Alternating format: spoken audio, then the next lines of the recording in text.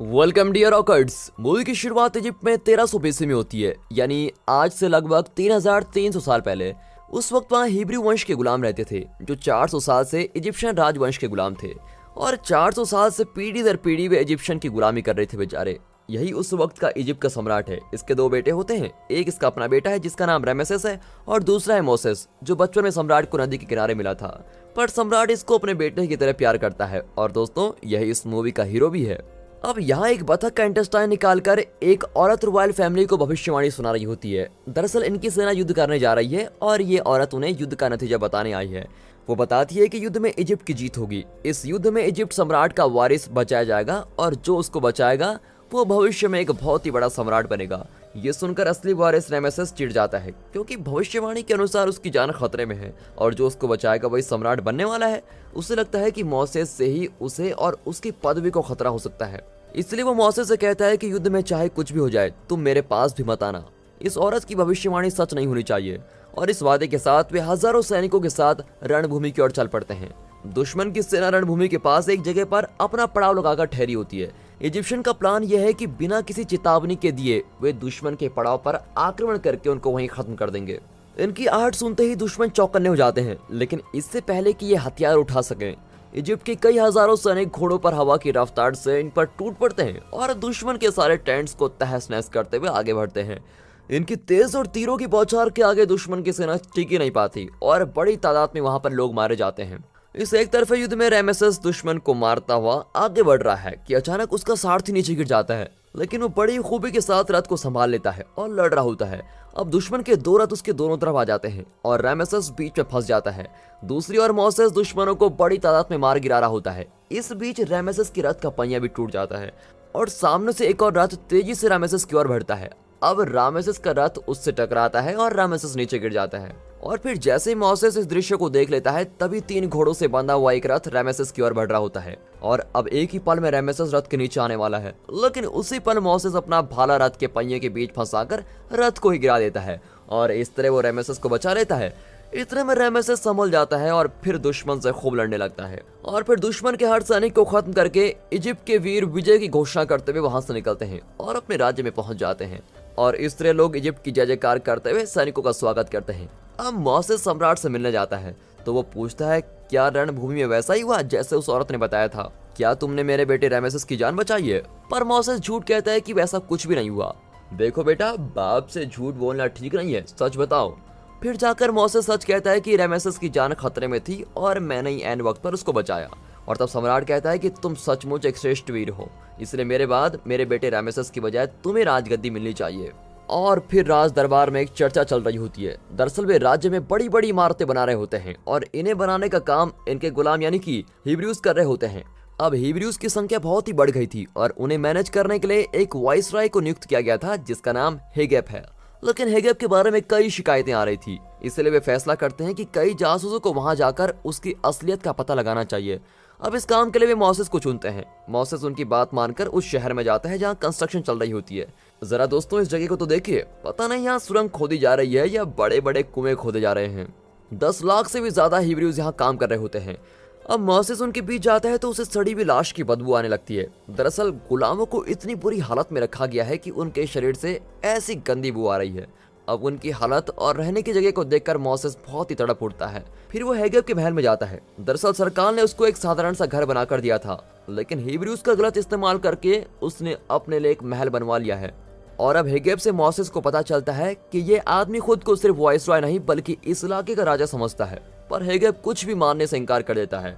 फिर मोसेस उसको चेतावनी देता है कि तुम राजा नहीं, तुम एक वाइसरॉय हो। हिब्रूज गुलाम जरूर हैं लेकिन इंसान हैं, उनसे हद से ज्यादा काम करवाना ठीक नहीं है और मुझे तो तुम पर विश्वास ही नहीं है। मैं खुद ही हिब्रू से जाकर मिलता हूँ और फिर पता करता हूँ कि तुम्हारी कहानी क्या है। अगली सुबह वो हिब्रू के मोहल्ले में जाता है और वहाँ जोशुआ नाम का एक हिब्रू को मार रहे होते हैं, लेकिन वो तड़पने के बजाय हंस रहा होता है। मोसेस कहता है कि इतना दर्द झेलकर जो हंस रहा है उसको मारने का क्या फायदा, छोड़ दो उसको। और इस तरह मोसेस जोशुआ की जान बचा लेता है। हिब्रूज के छोटे छोटे ग्रुप होते हैं जिनके कुछ सरदार भी होते हैं और उस इलाके के सरदार को बुलाकर मोसेस पूछता है कि आप लोगों की असली समस्या क्या है, मुझे बताइए, मैं उसका हल करने के लिए बिल्कुल तैयार हूँ। वो कुछ बातें बताता है लेकिन ऐसा लगता है कि वो कुछ बातें खुलकर नहीं बता पा रहा है। ऊपर से वहाँ हेगेप के आदमी भी होते हैं। पर मोसेस ज्यादा जोर देकर नहीं पूछता और अपनी रिपोर्ट तैयार करने के लिए चला जाता है। फिर लौटते वक्त जोशुआ उसको रोक लेता है कि आप हमारे सरदार से अकेले में बात कीजिए, तभी जाकर वो आपको सच बताएंगे। अब मोसेस हेगेब के खिलाफ रिपोर्ट लिखकर सरदार से मिलने जाता है और अपने साथियों को बाहर रोककर वो अकेला अंदर जाता है।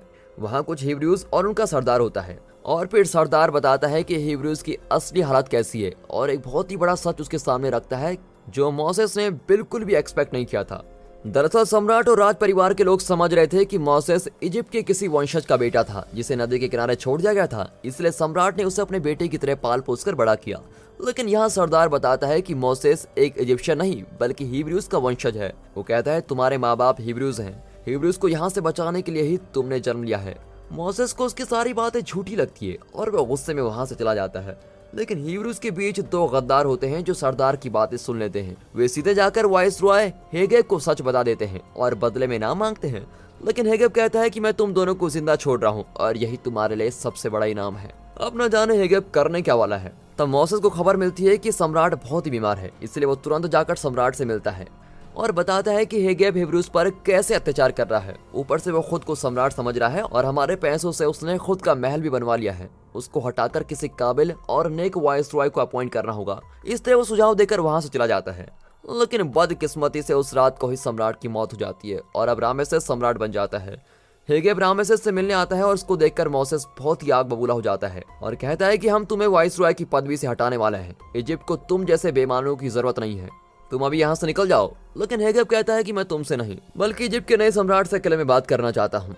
और फिर रामेसेस सभी को बाहर भेज देता है, यहाँ तक कि मोसेस को भी बाहर भेज देता है। फिर अकेले में हेगेब उसको सच बता देता है कि मोसेस इजिप्ट के वंशजों का बेटा नहीं बल्कि हिब्रू वंश का है। इस राज्य पर उसका कोई अधिकार नहीं है। अब उसके जाने के बाद रात को दोनों भाई डिस्कस कर रहे होते हैं। रामेसेस पूछता है कि क्या तुम सच में हिब्रू हो? मोसेस कहता है कि तुम उस बेईमान की बात पर विश्वास करते हो? मैंने उसकी पोल खोलने की कोशिश की, इसलिए वो मेरे बारे में ऐसी अफवाह फैला रहा है। लेकिन रामेसेस मानने वाला नहीं था और कहता है कि मैं सच्चाई जानकर ही रहूंगा। फिर वो अपनी माँ रानी टूया से पूछताछ करता है तो वो बताती है कि जिस नदी के किनारे हमें मोसेस मिला था वहीं 10 साल की एक छोटी लड़की भी मिली। मोसेस के साथ हम उस लड़की को भी अपने साथ लेकर आए थे। वो और कोई नहीं मिरियाम है जो मेरी देखभाल करती है। अब रामेसेस मिरियाम को बुलाकर पूछता है कि क्या तुम मोसेस की बड़ी बहन हो और क्या तुम दोनों हिब्रूज हो? मिरियाम ना में जवाब देती है और रामेसेस उसको धमकाता है कि सच सच बता दो वरना तुम्हारे हाथ काट दूंगा। चाहे आप मेरी जान ही क्यों न ले ले, सच तो यही है कि वो मेरा भाई है ही नहीं और ना ही मैं हिब्रू हूँ। लेकिन रामेसेस को विश्वास नहीं होता और वो तलवार उठाकर उसका हाथ काटने वाला होता है कि तभी मोसेस की तलवार उसको रोक लेती है। अब मोसेस चिल्लाता है कि हाँ मैं हिब्रू हूँ। फिर क्या, उसे कारागार में बंद कर दिया जाता है। अब रानी टूया उससे कहती है कि अगर मोसेस हिब्रू है तो उससे तुम्हारी जान को खतरा है, तुम्हें उसको मृत्यु दंड देना ही होगा। लेकिन रामेसेस इनकार करते हुए कहता है कि मैंने उसकी आंखों में झूठ नहीं देखा, सिर्फ मिरियाम की जान बचाने के लिए उसने ऐसा कहा है और मुझे लगता है कि वो खुद भी नहीं जानता कि वो किस वंश का है। जो एक नौकरानी की जान बचाने के लिए खुद को हिब्रू बनने को तैयार है, ऐसे अच्छे आदमी को मैं मौत के घाट कैसे उतार सकता हूँ? लेकिन फिर भी तुम्हारी तसल्ली के लिए मैं उसको देश से निकाल देता हूँ। और इस तरह रामेसेस मोसेस को इजिप्ट से निकाल देता है और मिरियाम को भी किसी दूसरे देश भेज देता है। राजमहल की एक और औरत जिसने बचपन में मोसेस की देखभाल की थी उसे भी रामेसेस देश निकाला दे देता है। अब जाने से पहले मोसेस उन दोनों से विदा लेता है और एक घोड़े पर देश से बाहर चला जाता है। रास्ते में वो देखता है कि घोड़े पर रखी हुई चीजों के साथ उसकी एक पसंदीदा तलवार भी होती है। अब वो हैरान है कि ये तलवार यहाँ रखी किसने। वो कई दिन रेगिस्तान में, गर्मी में, तूफान और ठंड के बीच भटक रहा होता है। अब एक दिन दो आदमी उसे खत्म करने के इरादे से उसके पास जाते हैं, लेकिन उस तलवार से वो उन दोनों को मार डालता है और अगर ये तलवार नहीं होती तो मोसेस तो जरूर मर जाता। इस बीच उसका घोड़ा थकान के मारे बीमार पड़ जाता है और जल्दी मर भी जाता है। लेकिन जो आदमी मोसेस को मारने आए थे उनके घोड़े ठीक ठाक होते हैं और उनके ऊपर खाना और पानी भी होता है और मोसेस उन दोनों घोड़ों को लेकर वहां से चल देता है और फिर वो एक गांव में पहुंचता है। वहां उसे जिप्रोवा नाम की एक लड़की मिलती है जो भेड़ बकरियां चरा रही होती हैं और उसको देखते ही मोसेस को प्यार हो जाता है और वो जल्दी उसके पिता से उसका हाथ मांग लेता है। और फिर दोस्तों वक्त के साथ उनकी शादी हो जाती है और अपनी सीधी सादी जिंदगी में वो बहुत ही खुश रहते हैं। वहाँ रामेसेस सम्राट बनते ही अपने नखरे शुरू कर देता है। वो अपने एक बहुत ही बड़ी मूर्ति बनवा रहा होता है और कहता है कि हिब्रूज से बहुत ही जल्दी काम कराओ, अगर काम जल्दी नहीं होता तो उनको मार डालो। अब कई साल बीत चुके होते हैं और ये जिपोरा और मोसेस का 10 साल का बेटा है। मोसेस बड़ी चैन की जिंदगी गुजार रहा होता है, लेकिन अचानक उसे फील होता है कि उसे इस पहाड़ की चोटी पर जाना चाहिए। वो जिपोरा को बताता है कि मुझे उस पहाड़ पर जाने का मन कर रहा है और ऊपर से हमारे 2 भेड़ भी वहाँ पर चले गए हैं, तो मैं वहाँ पर जाकर उनको भी लेकर आऊंगा।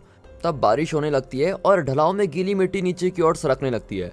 अब मोसेस बुरी तरह से फंसकर मिट्टी के नीचे दब जाता है। तब पास ही में एक हरा भरा पेड़ जलने लगता है। ये कैसा अजूबा है भाई, जो बारिश के बीच हरा भरा पेड़ जल रहा है।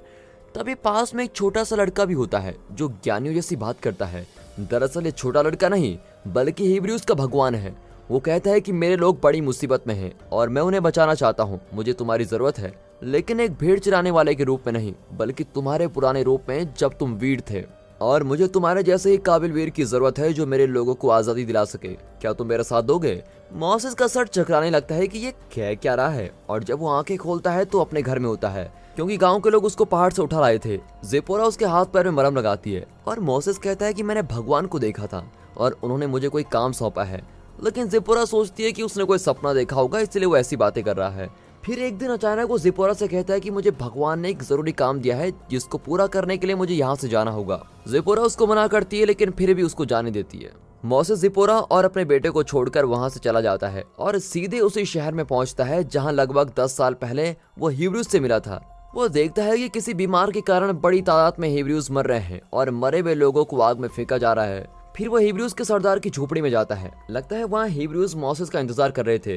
वे बहुत ही खुश होते हैं कि कम से कम अब तो तुम्हें हमारी बात पर विश्वास हुआ है, अब तुम ही हमको बचा सकते हो। फिर वहाँ एक आदमी आता है और सरदार बताता है कि यही तुम्हारा असली भाई है जो तुम्हारे हिब्रू माँ बाप का दूसरा बेटा है, और यहाँ रेमेसेस का पहला बेटा पैदा होता है। अब उसको सुलाकर वो तबीले में जाकर अपने घोड़ों को देख रहा होता है। अचानक उसकी गर्दन पर कोई तलवार रखता है और मोसेस को देखकर रेमेसेस बिल्कुल चौंक जाता है।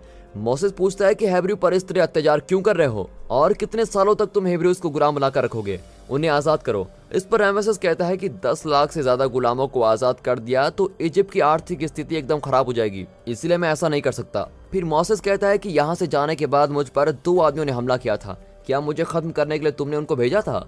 नहीं मोसेस, मैंने किसी को नहीं भेजा, लेकिन तुम्हारे घोड़े पर वो तलवार मैंने छुपा कर रखी थी ताकि तुम अपनी रक्षा कर सको, और तुम वही तलवार मेरी गर्दन पर रख रहे हो। ये सुनकर मोसेस तलवार हटा देता है। सच तो यह है कि मोसेस को खत्म करने के लिए रेमेसेस की माँ रानी टुआ ने ही 2 आदमियों को भेजा था, लेकिन रामेसेस को इस बात का पता चल गया था और उसने मोसेस की रक्षा के लिए उसके घोड़े पर एक तलवार रख दी थी।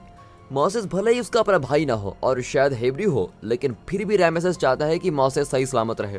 वो कहता है कि मोसेस, हम दोनों एक साथ रहे, खेले और यहीं पर बड़े हुए, मैं तुम्हारी जान कैसे ले सकता हूँ भाई, इससे कहते हैं भाईचारा। वो सब तो ठीक है मेरे भाई, लेकिन जल्द से जल्द हिब्रूज को आजाद करो, गुलामी के दिन खत्म हो चुके हैं और अगर तुमने जल्दी कोई फैसला नहीं लिया तो मुझको करना पड़ेगा। अब इस तरह से मोसेस चेतावनी देकर वहां से चला जाता है। अब अगले दिन राज दरबार में रामेसेस सबकी खबर लेता है कि आप लोग दिन भर करते क्या है। मोसेस फिर से इजिप्ट के अंदर आ चुका है और वो जहां भी है उसको ढूंढो और तुरंत खत्म कर दो, और अगर उसका कोई परिवार भी है तो उन्हें भी खत्म कर दो। अब उसके सैनिक हिब्रूज के बीच मोसेस को ढूंढने लगते हैं, लेकिन मोसेस और उसके साथी सुरंग में छुपे होते हैं। सैनिक कई हिब्रूज को मार डालते हैं, लेकिन फिर भी रामेसेस को तसल्ली नहीं होती। वो ऑर्डर देता है कि जब तक मोसेस न मिल जाए तब तक रोज एक हर्बियू परिवार को फांसी पर चढ़ा दिया जाएगा, और अगर मोसेस को हर्बियूस की जान प्यारी है तो वो खुद अपने आप को हमारे हवाले कर दे। अब रोज एक हर्बियू परिवार को फांसी दी जाती है, पर दूसरी ओर मोसेस अपने साथी हर्बियूस को स्वतंत्र वीर बना रहा होता है। वो उनको तलवार से युद्ध करना और तीर चलाना सिखाने लगता है। और अब गुलामी के खिलाफ बगावत होती है। मोसेस और उसके साथी रात के अंधेरे में सारी फसलों को बिगाड़ देते हैं, बाहर से आने वाले कपड़ा, पदार्थ, धन दौलत सबको खराब कर देते हैं। वो ऐसी स्थिति पैदा कर देते हैं कि इजिप्ट के नागरिक दाना पाने के लिए तरस जाएं, और अगर सम्राट हमारी बात नहीं मानता तो कम से कम अपनी प्रजा की बात तो मानेगा ही, और अगर हम उनका जीना हराम कर देंगे तो वे अपने सम्राट पर जोर डालेंगे कि हर्बियूस को आजाद कर दो और हमको चैन से जीने देंगे। लेकिन ये सब इतनी जल्दी होने वाला कहाँ था। तब हर्बियूस का भगवान मोसेस से कहता है कि तुमने जी जान से कोशिश की पर शायद बगावत से काम नहीं होगा, अब देखो मैं क्या करता हूँ। ये कहकर हर्बियूस का भगवान नाइल नदी के मगरमच्छों को बहुत ही ताकतवर बना देता है और वे आवेश में आकर सारे जहाजों पर टूट पड़ते हैं। जहाज के सभी इजिप्शियन को मार डालते हैं। इतना ही नहीं, नाइल नदी की सारी मछलियां खुद ही मर जाती है और उनके खून से नदी का सारा पानी एकदम लाल हो जाता है। वे खून से भरे पानी को साफ करने की बहुत कोशिश करते हैं, लेकिन सफल नहीं हो पाते।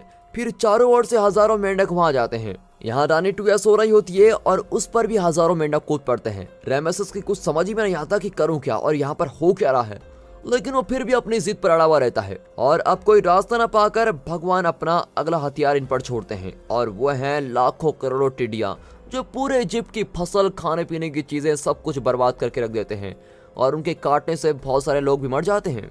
अब राज दरबार की इमरजेंसी मीटिंग बुलाई जाती है। ये देखिए, टिड्डियों से बचने के लिए सर पर पर्दा डालकर ये लोग कैसे बैठे हुए हैं।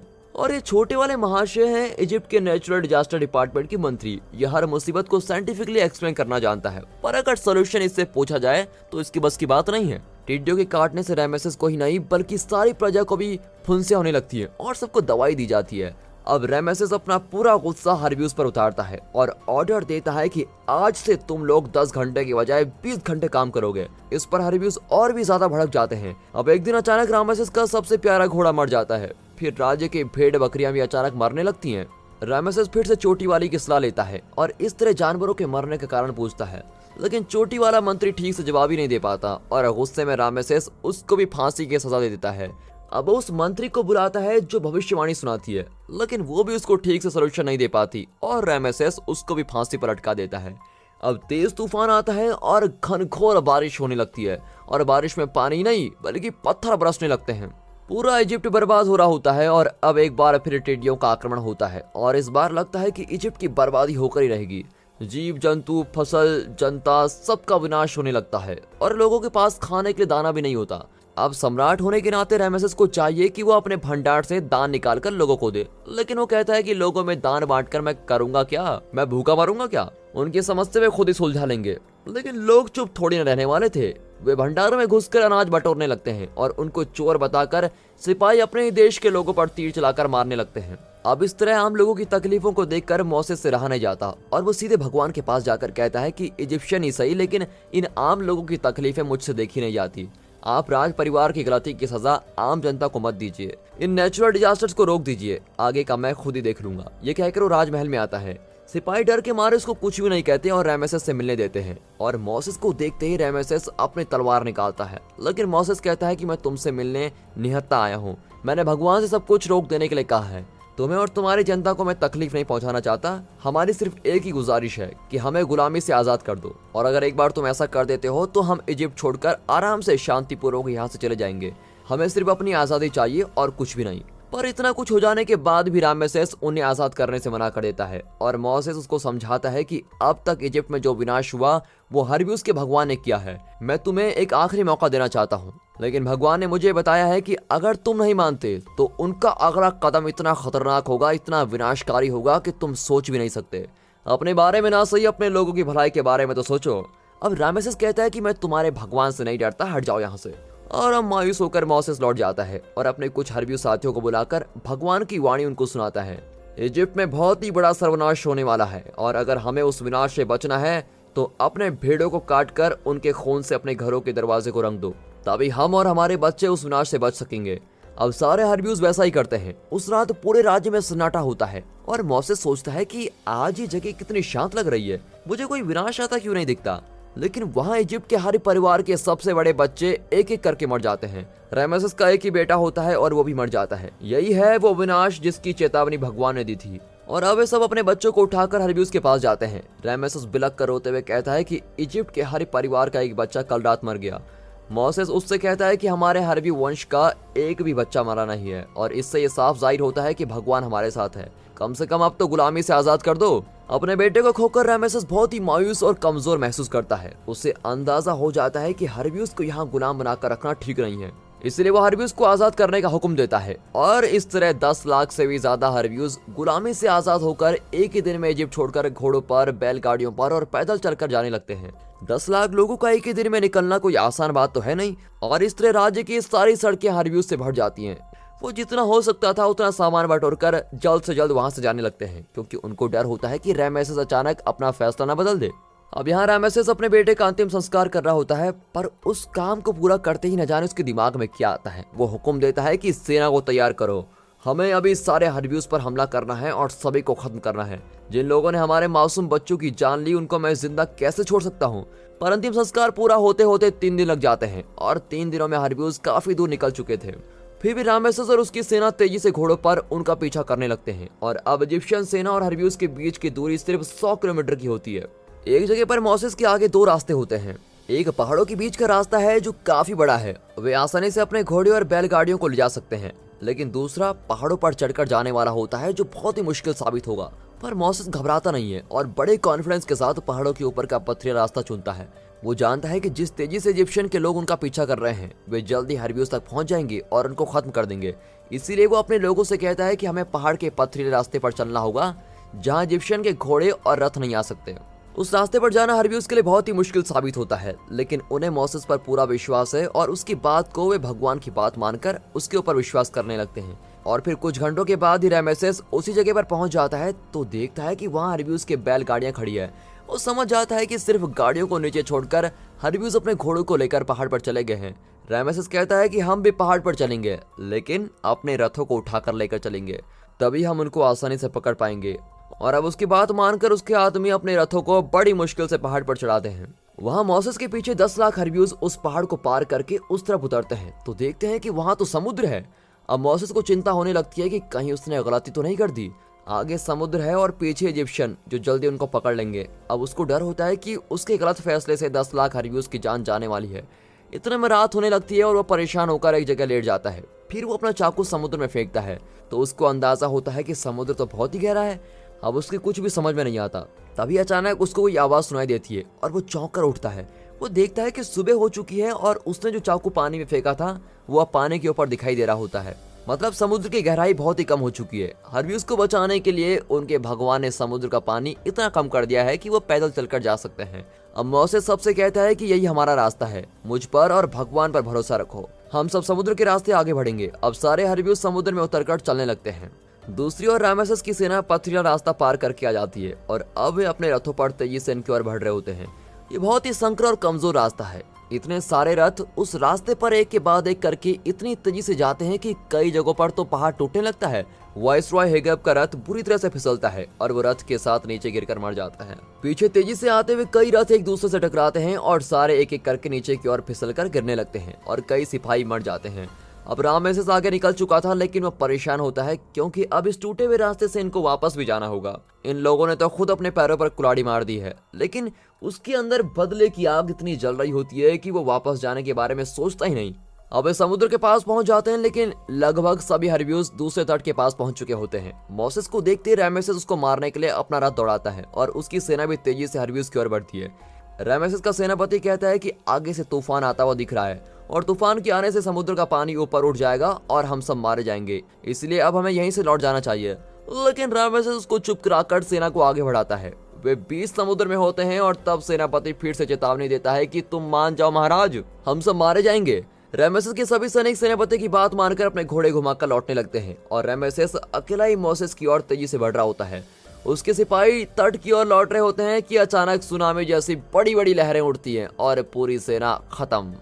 रामेसेस और मोसेस भी पानी में डूब जाते हैं और खुशकिस्मती से बाकी हर्बियस डूबने से पहले ही तट पार पहुंच जाते हैं।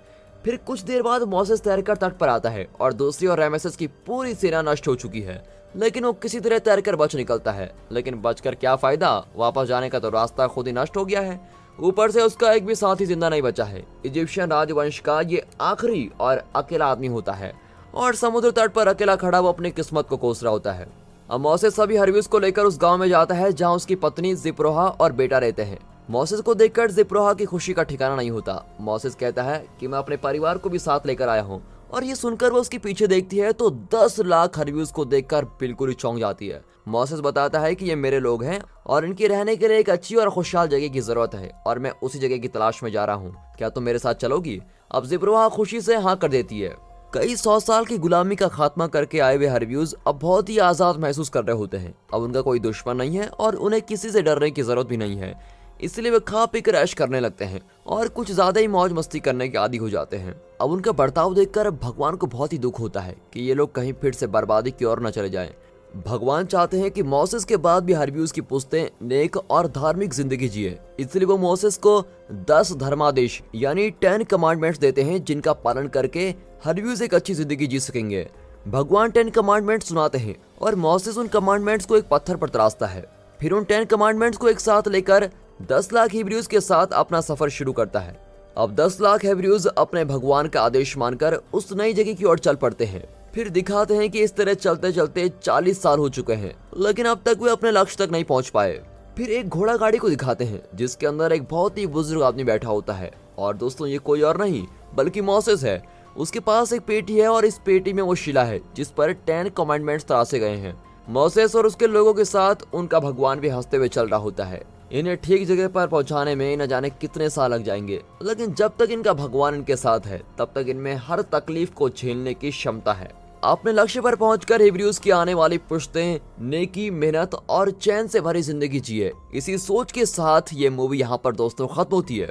तो दोस्तों हमें उम्मीद है कि एक बड़े स्तर पर बनाई गई ये एपिक मूवी आपको बहुत ही पसंद आई होगी। हमें खुशी है कि हम ऐसी बेहतरीन मूवी आपके लिए एक्सप्लेन कर सकें। तो देरी किसकी, अपनी फैमिली और फ्रेंड्स के साथ इसको शेयर करना शुरू कर दीजिए। साथ ही इस वीडियो को एक लाइक और चैनल को सब्सक्राइब अभी कर दें। And finally thanks for watching.